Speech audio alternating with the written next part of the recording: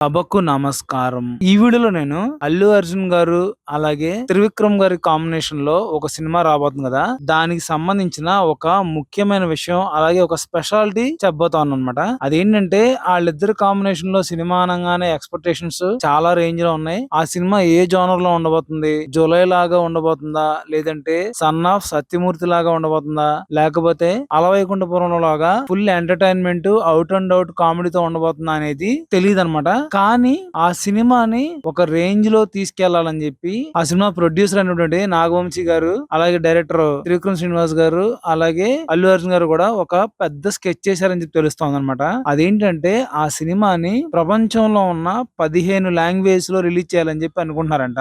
నిజంగా ఇలా జరిగితే మాత్రం అల్టిమేట్ అని చెప్పొచ్చు. ఎందుకంటే ఇప్పటికే అల్లు అర్జున్ గారు ఆయన సొంత కష్టంతో, సొంత స్టామినాతో, సొంత డైలాగ్ డెలివరీ, అలాగే ఆయనకంటూ ఒక సొంత డిక్షన్ ఏర్పాటు చేసుకుని, అలాగే ఎక్స్ప్రెషన్స్ లో కూడా సపరేట్ బేస్ తెచ్చుకున్నారు ఆయన. అలాంటి ఆయన పుష్పతో చాలా లెవెల్ కి వెళ్ళిపోయారు అనమాట.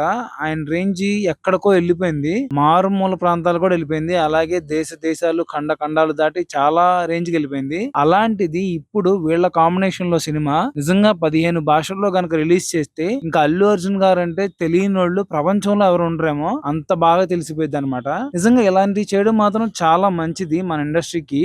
అలాగా వాళ్ళని చూసి చాలా మంది ఇలాగ రిలీజ్ చేస్తే మన తెలుగు మార్కెట్ విపరీతంగా పెరిగిపోయింది అనమాట. అలాంటిది అల్లు అర్జున్ గారు త్రివిక్రమ్ గారి కాంబినేషన్ లో వచ్చే సినిమా వెళ్తుందంటే మాత్రం మామూలుగా ఉండదు. ఇది మాత్రం చాలా గొప్ప పనిగా నేను భావిస్తున్నాను అనమాట మన తెలుగు ఇండస్ట్రీ రేంజ్ పెరగడానికి.